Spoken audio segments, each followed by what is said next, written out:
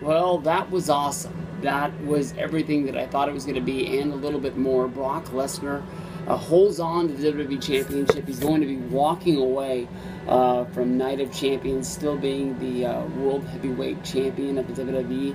And John Cena put up the biggest fight of his career. He showed that he definitely was the one guy there is to be able to put up a fight against Brock Lesnar. Of course, once Brock Lesnar was about to submit and John Cena had him down face first in the center of the ring, grabbing for anything but the ropes, and Paul Heyman was shouting words of encouragement. Seth Rollins came running in to break up the match, only to hit a curb stomp on Brock Lesnar, and from there tried his best to cash in before everything was all broken up. This was a real big surprise. Honestly, if I thought that Seth Rollins was going to be cashing in, I thought it would be against John Cena, the face of the WWE. Of course, it's a little weird right now because, of course, you got Dean Ambrose set up against Seth Rollins for Hell in the Cell, more likely with his return at tonight's pay-per-view, and I don't know where that would leave John Cena. You know, everybody's thinking maybe Brock Lesnar will stick around, maybe he won't. Maybe we'll get to see that Brock Lesnar versus John Cena match in a Hell in a Cell. I still think it's a little bit iffy if John Cena versus Brock is to be happening in Hell in a Cell.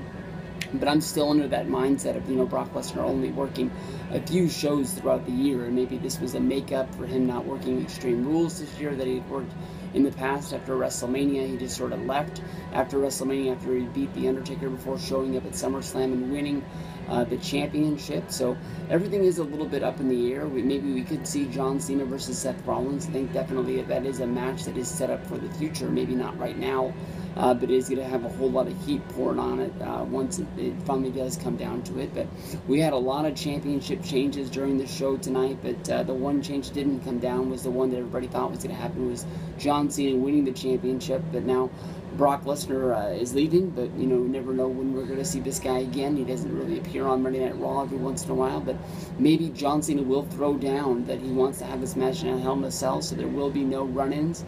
The same sort of reason why you would think the Shield wants to have a Hell in a Cell match with Ambrose versus Rollins, just trying to make sure nobody can get out, nobody can come in, and you're just going to settle your differences and finally blow off the feud for once in a lifetime. But I really thought Cena was going to do it. He didn't do it. It doesn't mean that I think anything less of him. Of course, somebody ran in when he was about to win. I think Brock was moments away from tapping out, and there was nothing that could have happened except for Paul Lee jumping in the ring. So Seth Rollins saves the day, trying to save himself. I don't know why he wouldn't think he would be able to beat Cena as much as he could beat Brock, but he took an opportunity, which is kind of weird, seeing how Seth Rollins is an authority figure kind of guy, and Brock Lesnar was sort of with the authority. Maybe now Brock and the authority are going to have some sort of a problem, or maybe Paul Lee just is going to understand, you know, Seth Rollins wants to be champion and he took a shot. But more than likely, knowing Paul Lee, knowing Brock, they're going to be wanting some sort of a payback for this. And we'll have to see what that is. Seth Rollins maybe kicked out of the authority. It's going to come down to seeing what happens tomorrow night on Monday Night Raw. I can't wait.